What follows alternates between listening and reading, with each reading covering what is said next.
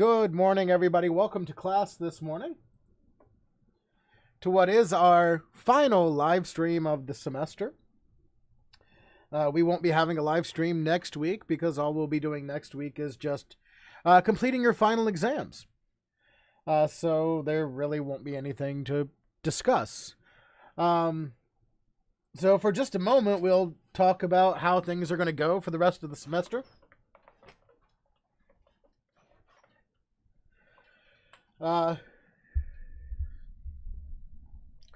Essentially what our schedule will be for the next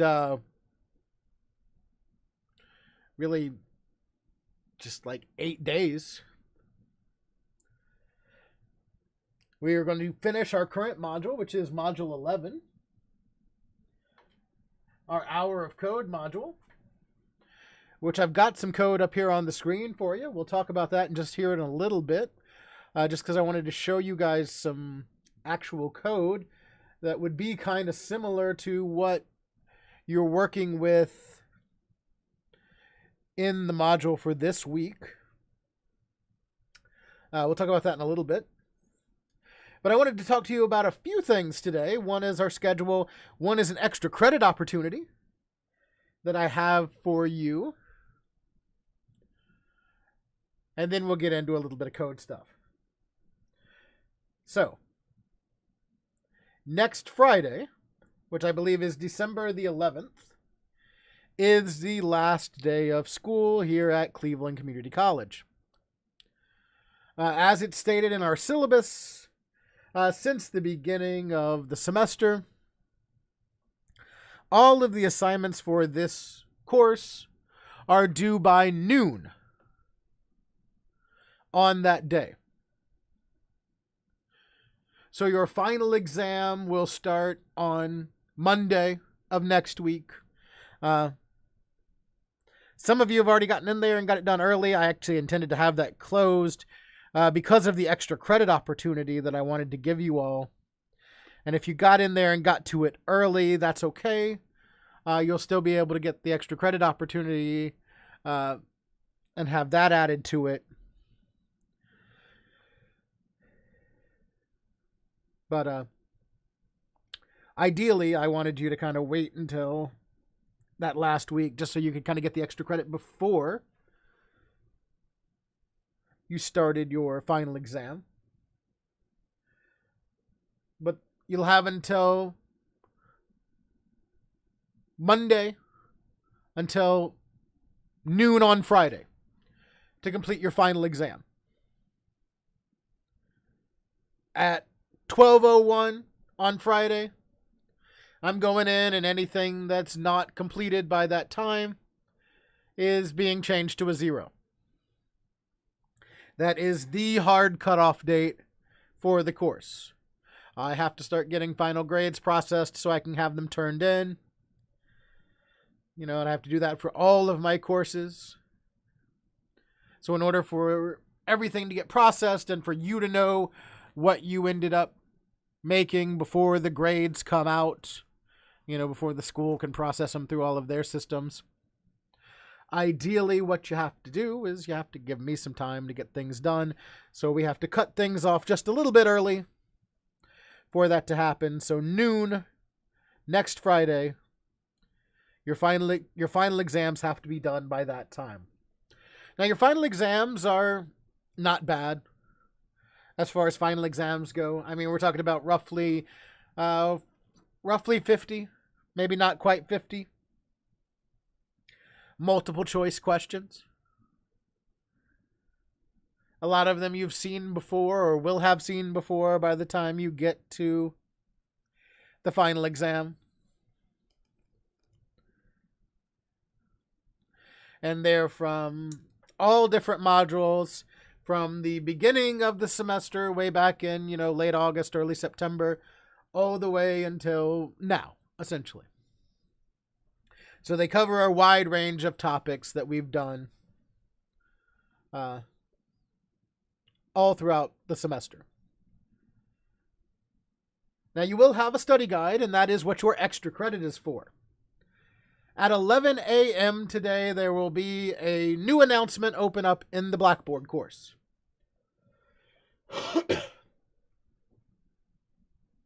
And this announcement will contain your extra credit information. And it will be sort of a study guide / extra credit opportunity for the final exam. And you will have until the time, or you will have from the time that announcement opens up, so at 11 a.m. this morning, until 11:59 p.m. on Sunday, to complete this extra credit activity, to do this study guide material. You can do it as many times as you'd like to try to get as high of a score on it as possible, to try to squeeze out as many points as possible on this extra credit opportunity. You'll just have to follow the instructions that are in the announcement, log into the Blackboard course, and it will allow you to get up to 10 points added onto your final exam grade for completing this activity.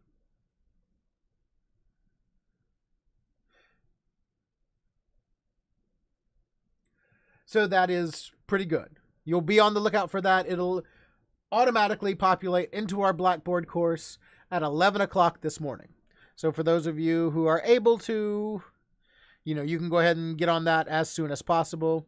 However, it'll be available all throughout the weekend for you to work on. And I'll just give you a little hint that the items that are on this study guide / extra credit opportunity will be very, very, very familiar to you when you get on the final exam next week. So I highly suggest that you take advantage of this extra credit opportunity.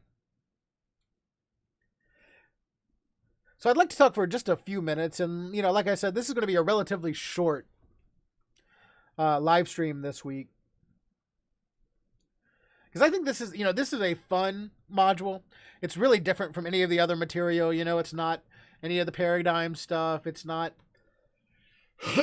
anything else. It's Hour of Code. Hour of Code's put on through Google, and various other entities sponsor it. Like the one that we do here through the college is also sponsored through Disney. Because, all the material utilizes Star Wars content. We try to make it as interesting and as fun as possible. And we're just kind of introducing some programming and coding concepts to you all. And if you've started the Hour of Code stuff, or if you've gone through it already, then you've seen what it's like, and you've seen what you do, and it's kind of fun. It's kind of like playing a game.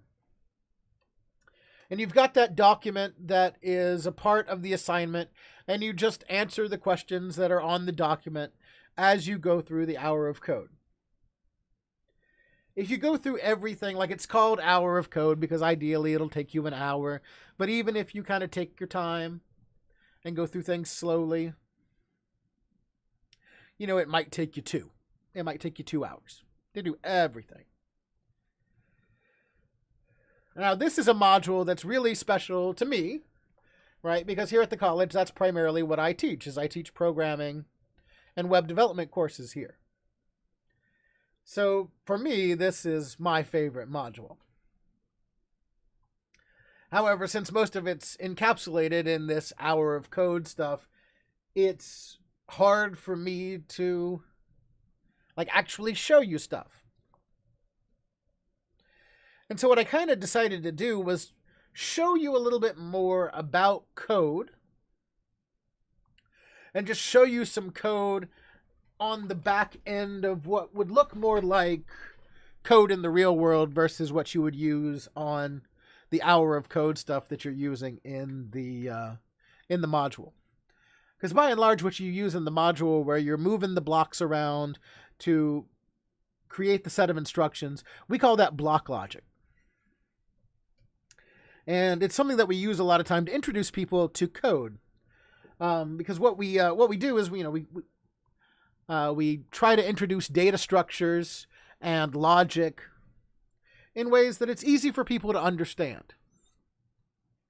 Right? So as you work through the hour of code stuff, like you can see that as you kind of place the blocks into other blocks or underneath other blocks, you can see the way that the code functions, and you can kind of get this solid understanding of how this all works, and it makes a lot of sense.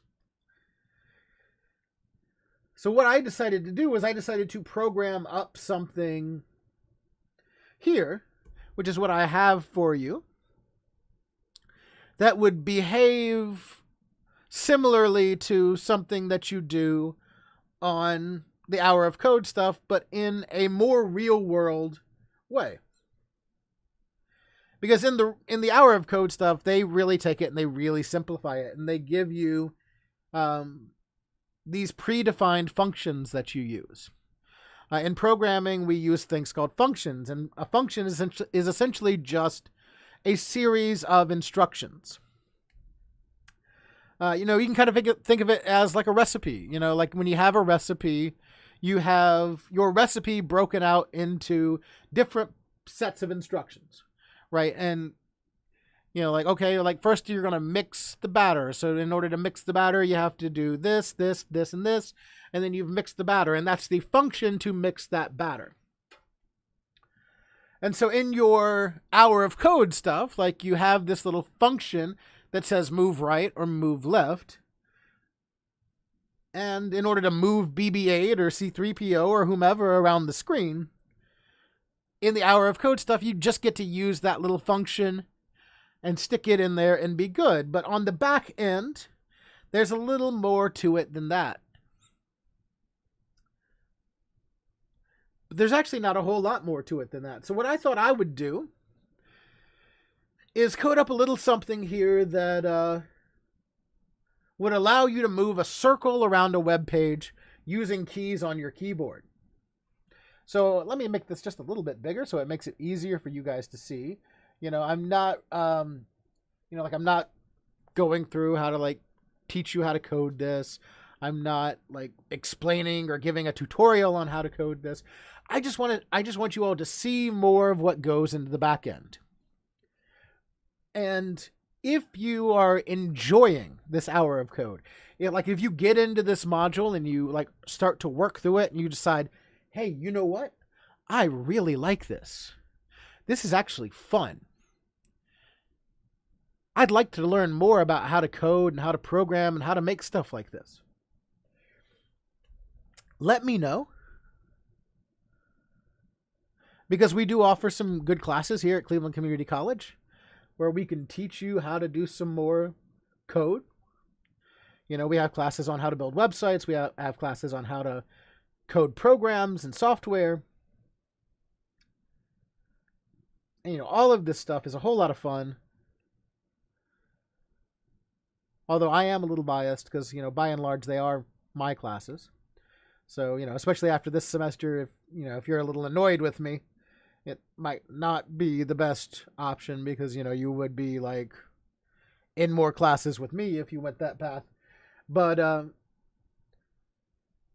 if you find yourself having fun and enjoying this and feeling like you want to learn more and find out more about the opportunities that code and programming has to offer, by all means, let me know. And I can give you some tips and suggestions on maybe what you can try or what you can do.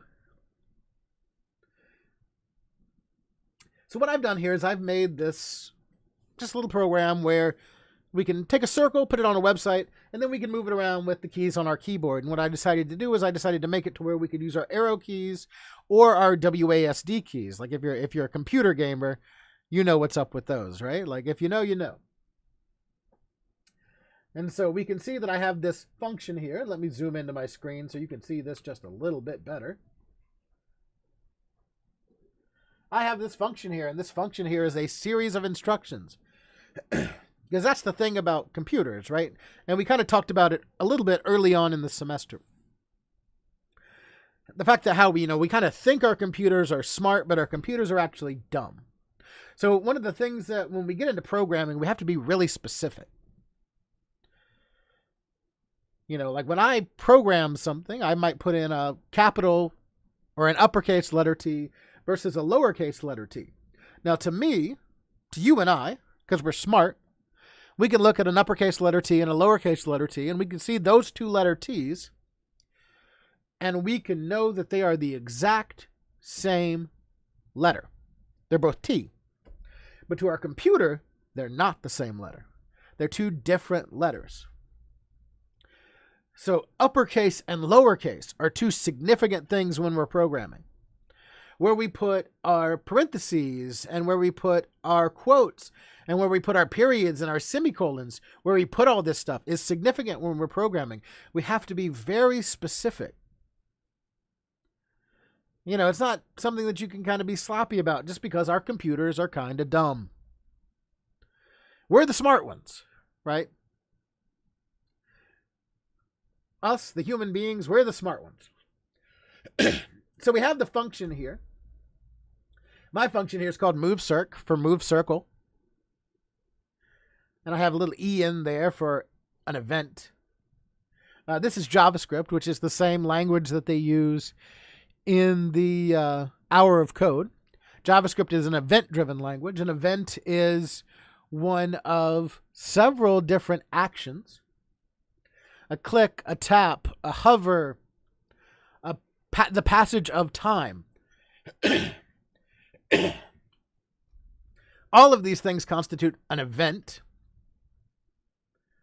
Right? So what we're doing here when we are adding events to a program is we are telling our computer to listen for something. Listen for something to happen. So essentially what I've done here is I've added some event listeners. I've added an event listener for key down, and I've bound it to my moveCirc function. And so if my event corresponds to one of these keys, then I have this conditional or if statement. And when I have these conditionals, it gives a little bit of logic to my program, and it actually allows my program to make decisions. So if the key that I press is the arrow up key or the W key, then it's going to move my circle up y minus 50, which is going to be up 50 on the y axis.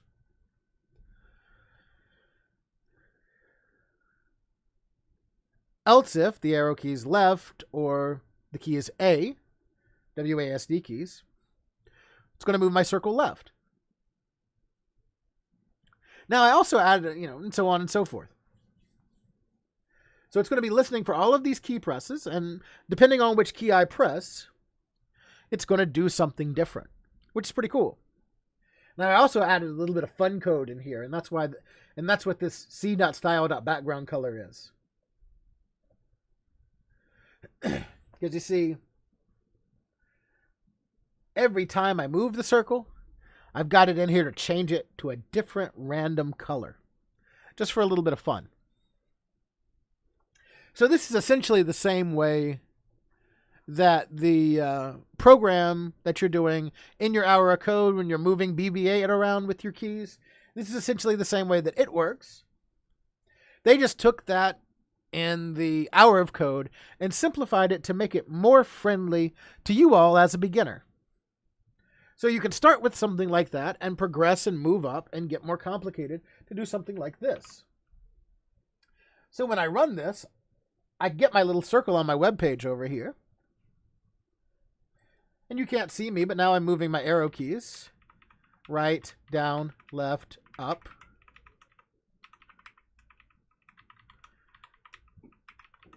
Or I could switch over to my WASD keys. WSDA, WSAD, well, W, D, S. And every time I move it, it changes the color of the circle just for a little bit of fun. Because that's what I told my computer to do.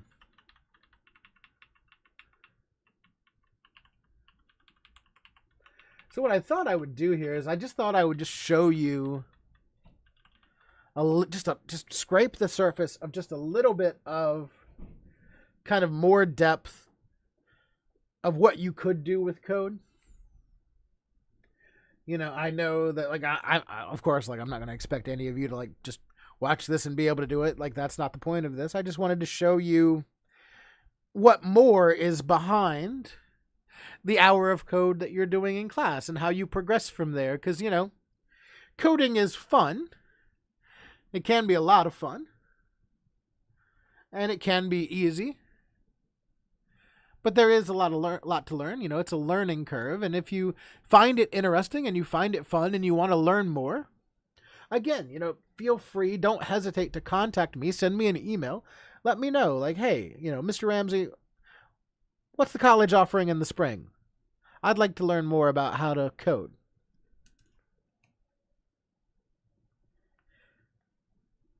You know, one of the things you'll discover as you're going through the Hour of Code module is it is one of the job areas where the expected growth just keeps increasing. You know, we're talking about growth rate, right?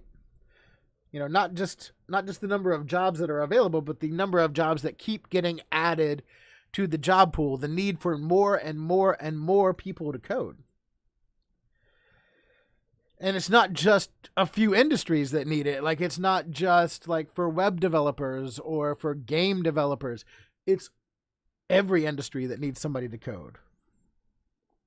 Like, if you want to work in banking, if you want to work in healthcare, if you want to work in industry, I mean, basically any job that you can think of has some kind of programming tied to it somewhere in the modern era today.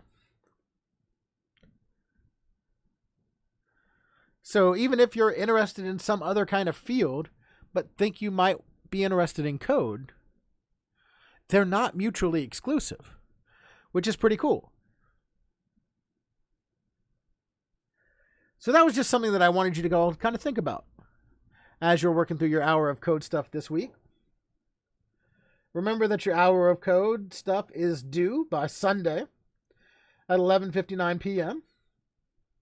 Your final exam is due next Friday at noon. Not tomorrow, but next Friday by noon.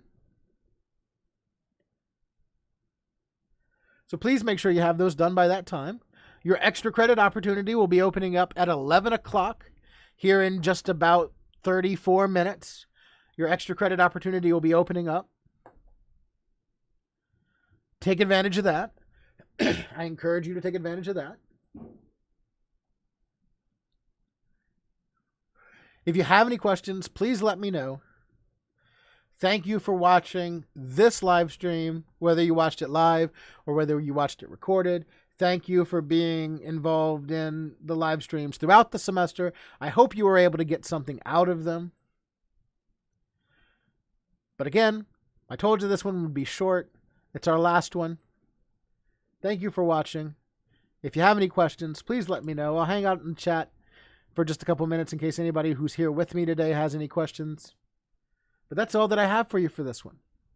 Thanks, and we'll see you some other time.